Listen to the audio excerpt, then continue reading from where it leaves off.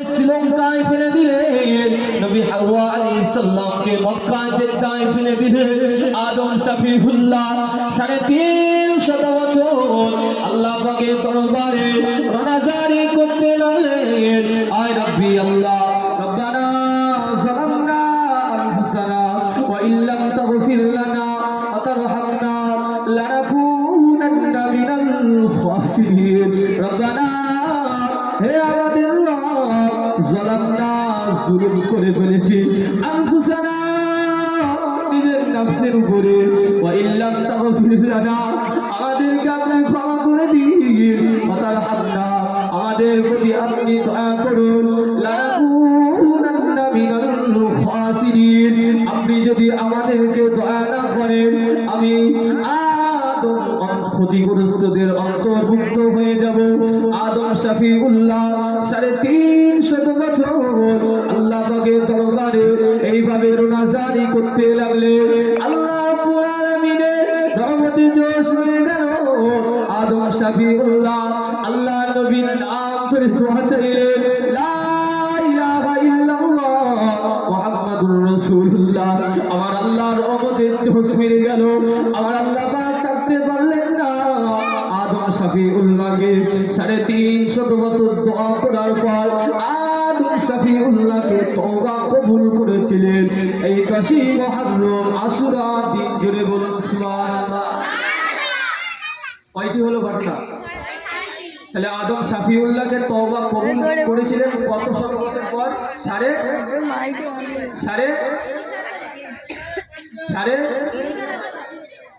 সেই দিনটা ছিল এই 10 মুহররম। সেই দিন আজকে হাত তুলুন, কে খুশি?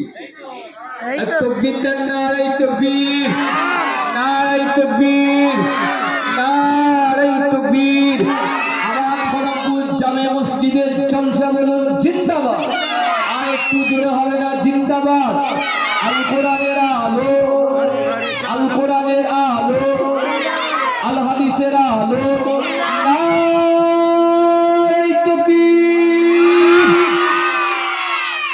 ঘটনা কয়টি হলো? আর বাকি কয়টি? তাহলে এটি কোন মাস চলছে? আর মুহররম মাসে আছে কত তারিখ? আর 10 মানে কি বললাম? আশুরা। আমি কয়টি ঘটনা বলবো বললাম? 10টা। হলো কয়টি? আল্লাহর ফেরেশতা হযরত নূহ আলাইহিস সালাম, আল্লাহ নবী হযরত নূহ আলাইহিস সালাম, আল্লাহ পাক রব্বুল আলামিন তাকে হায়াত দিয়েছিলেন 9.5 বছর। তিনি যখন দিন ইসলামের কলেমা প্রচার করতে লাগলেন, লা ইলাহা ইল্লাল্লাহ, নূহ নবিয়ুল্লাহ, নূহ আলাইহিস সালাম যখন বনি ইসরাঈলদের কাছে কলেমা দাওয়াত পৌঁছে দিতে লাগলেন, অনেকে কলেমা পড়ল না। আমার আল্লাহ পাক রব্বুল আলামিন বলেছিলেন, আয় নবী নূহ তুমি কিস্তি তৈরি করো। কিস্তি বলতে বোঝায় বোট। তুমি কিস্তি তৈরি করো, এমনকি যারা কলেমা পড়েছিল তোমার কিস্তির উপরে নিয়ে আসো। আল্লাহ পাক রব্বুল আলামিন ওই নূহ নবিয়ুল্লাহ আলাইহিস সালামের জামানায় গোটা জমিনটা আসমান থেকে পানি দিয়ে পুরো ভরপুর করে দিয়েছিলেন। আল্লাহ নবী নূহ আলাইহিস সালামের বেটাকে না কলেমা করে না, সে কলেমা পড়ল না। আমার আল্লাহ পাক রব্বুল আলামিন বলেছিলেন, আমার পয়গম্বর নূহ আলাইহিস সালাম তোমার বেটা কেনানকে যেন এই বেটে তুলবে না, তোমার বেটা কেনানকে যেন এই বোটে তুলবে না। সে কলেমা পড়েনি। আল্লাহ পাক রব্বুল আলামিন নূহ আলাইহিস সালামকে ওই কঠিন ফেরাউন থেকে তার কিস্তিটা যোগী পাহাড়ের নিকটে পৌঁছে দিয়েছিলেন এই 10 মুহররম আশুরা দিন। সেই দিনটা আজকে। কে কে খুশি? হাত তুলুন। তাকবীর দান দিন, নারায়ে তাকবীর। এখনো যারা বাড়িতে আছে, আমি আবারও ঘোষণা দিচ্ছি, এখনো যারা বাড়িতে আছে সকলে মাদ্রাসা ফেরাফান চলে আসুন। তাহলে ঘটনা কয়টি হলো? বাচ্চাদের একটু বলুন ঘটনা কয়টি? হাত তুলে বলুন কয়টি? 7টি। বাকি থাকলো কয়টি? আল্লাহর পয়গম্বর হযরত ইউসুফ আলাইহিস সালাম তারা 10 ভাই মিলে যখন তাকে কুয়ায় ফেলে দিয়েছিলেন, আর আল্লাহ পাক রব্বুল আলামিন ইউসুফকে কুয়া থেকে মিশরের বাদশা বানিয়েছিলেন। মিশরের মেয়েরা যখন নবী ইউসুফ আলাইহিস সালামকে দেখতেন, মিশরের মেয়েরা যখন ইউসুফকে দেখতেন, ফল কাটতে কাটতে হাতে আঙুল কেটে ফেলতে, আম্মা জান আয়েশা সিদ্দিকা বলে, ও নবী পাকের সাহাবীরা, ও নবী পাকের সাহাবীরা, মক্কার মেয়েরা আমার স্বামী মুহাম্মদকে যদি দেখতো ওদের কলিজাটা দিয়ে দিত।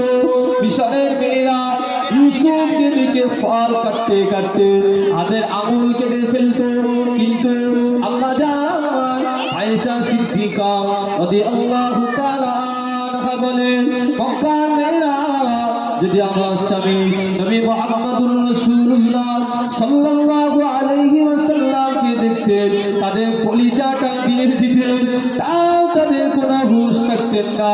আল্লাহ পয়গম্বর হযরত ইউসুফ আলাইহিস সালামকে আল্লাহ পাক রব্বুল আলামিন কুয়া থেকে তুলে মিশরের বাদশা বানিয়েছিলেন, যে কুয়ায় ইউসুফের 10 ভাই মিলে চক্রান্ত করে ওই কুয়ায় ফেলে দিলে আল্লাহ পাক রব্বুল আলামিন আমার নবী ইউসুফ আলাইহিস সালামকে কুয়া থেকে তুলে মিশরের বাদশা বানিয়েছিলেন। সেই দিনটা হলো এই 10ই মুহররম আশুরা দিন। একটু জোরে বলুন না সুবহানাল্লাহ। তাহলে ইউসুফ আলাইহিস সালামকে মিশরের বাদশা বানিয়েছিলেন কোন দিন? 10ই মুহররম আশুরার দিন। আশুরার দিন। সেই দিনটা আজকে। আজকে কে কে খুশি? আয় পোল্ট্রি ঘরে মেয়েরা হাত তুলবেন তো, সকলে হাত তুলুন। নবী ইউসুফ আলাইহিস সালামকে আল্লাহ পাক রব্বুল আলামিন কুয়া থেকে তুলে কোথায় বানিয়েছিলেন? মিশরের বাদশা। সেই দিনটা কতই মুহররম ছিল? হ্যাঁ, আজকে কতই মুহররম? তাহলে সেই দিনটা আমরা আজকে পেলাম তো নাকি? তাকবীর দেন কে কে খুশি? নারে তাকবীর, নারে তাকবীর, নারে তাকবীর। কতটা কয়টি হলো? বাকি থাকলে কয়টি? আল্লাহ নবী হযরতে নবী সুলাইমান আলাইহিস সালাম আল্লাহ পাক রব্বুল আলামিন তার রাজত্ব কেড়ে নিয়েছিলেন।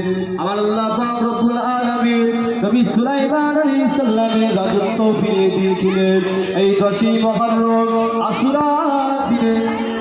তাহলে নবী সুলাইমান আলাইহিস সালামের রাজত্ব আল্লাহ ফিরিয়ে দিয়েছিলেন কতই মুহররম? কতই মুহররম? 10ই মুহররম। আর আজকে কতই মুহররম? তাহলে মিলে গেল তো নাকি? কে কে খুশি হাত তুলুন। তাকবীর দেন, নারে তাকবীর। আমি যে বারবার বলছি হাত তুলুন আর তাকবীর দিতে বলছি, অযথা হাত কেন? এটা আনন্দ।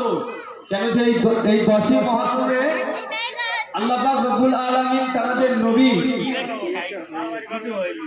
আল্লাহ পাক রব্বুল আলামিন 10 জন নবীকে আল্লাহ পাক রব্বুল আলামিন কঠিন পরীক্ষা থেকে হেফাজত করেছিলেন। বলুন না সুবহানাল্লাহ। কিন্তু আমাদেরকে এত সুখ শান্তি আমাদেরকে ভুলিয়ে দেয়। বাচ্চাদেরকে বলবে চুপ করে থাকো। আয় যুবক ভাইরা, তোমরা বলবে বাচ্চাদের চুপ করতে, তোমরা হাসছো কেন? তাহলে 10ই মুহররম আশুরার দিনে কটি ঘটনা বললাম? 10টি। এই 10 জন নবীকে আল্লাহ পাক রব্বুল আলামিন কঠিন পরীক্ষা, কি পরীক্ষা?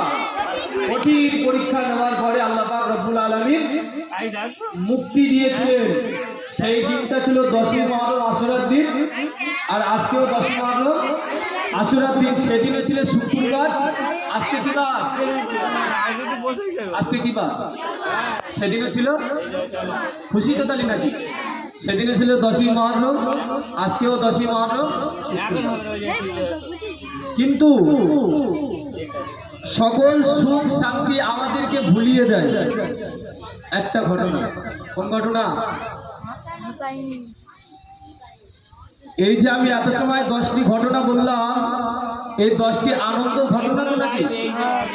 কিন্তু না, একটি ঘটনা আমাদেরকে এই সমস্ত আনন্দের ঘটনা ভুলিয়ে দেয়। সেটি হলো কি? খাতুনে জান্নাত ফাতিমাতুজ জহরা রাদিয়াল্লাহু তাআলা আনহার পুত্র ইমাম হুসাইনকে কারবালার ময়দানে শহীদ করে দেওয়া। ইমাম হুসাইনকে কারা শহীদ করলো? গোপাল মানুষ ইমাম হুসাইনকে কারা শহীদ করলো? এক ধরনের মুসলমান।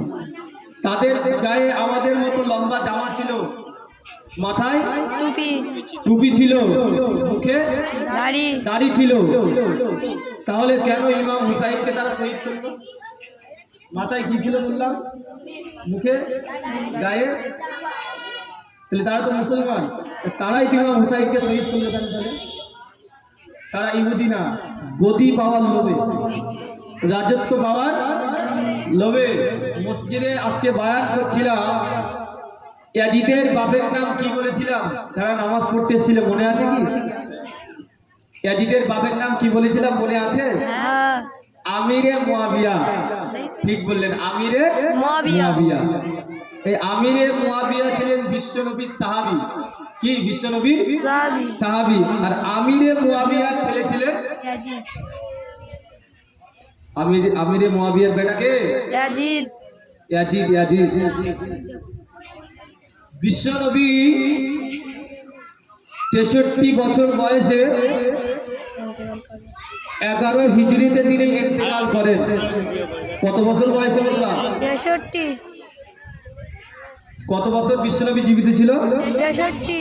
আর ইন্তেকাল করলেন কত হিজরিতে? ঘটনা কেউ জানেন না নাকি? 11 হিজরিতে। আর বিশ্বনবী ইন্তেকালের পরে 4 জন সাহাবী খলিফায়ে রাশিদিন হয়েছিলেন। হযরত আবু বকর সিদ্দিক, হযরত উমর ইবনুল খাত্তাব, হযরত উসমান গনি, হযরত আলী রাদিয়াল্লাহু তাআলা আনহু। এই 4 জন বিশ্বনবীর ইন্তেকালের পরে কি হয়েছিলেন? খলিফায়ে রাশিদিন, অর্থাৎ খেলাফত দায়িত্ব পেলেন। কত সাহাবী? 4 জন। নাম কি? নাম কি বলুন? আবু বকর সিদ্দিক, উমর ইবনুল খাত্তাব, উসমান গনি, আলী রাদিয়াল্লাহু তাআলা আনহু। এরা 4 জনা মিলে 30 বছর ইসলামের রাষ্ট্র আইন চালালেন। হযরত আবু বকর সিদ্দিক 2 বছর। কত বছর? হযরত উমর রাদিয়াল্লাহু তাআলা আনহু 10 বছর। কত হলো? হযরত উসমান গনি 12 বছর। কত হলো? 24। হযরত আলী রাদিয়াল্লাহু তাআলা আনহু 6 বছর। কত হলো? 30। এই 30 বছর খলিফায়ে রাশিদিন তারা দায়িত্ব পালন করলেন। কিন্তু এরপরে কে দায়িত্ব পেলেন? ইমাম হুসাইন। কে?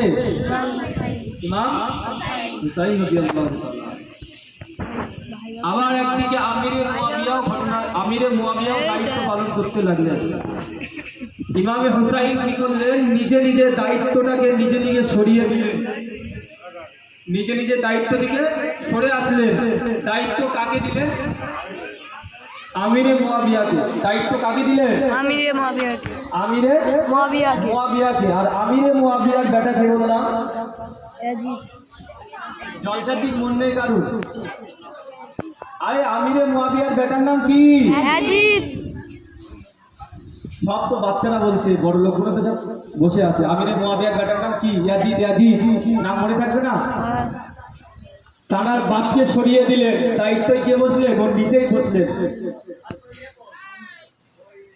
কুফাবাসীরা চিঠি পাঠাতে লাগলেন, ও হযরত ইমামে হুসাইন, ও মাওলা আলী, তোমাকে আমাদের এখানে আসতে হবে।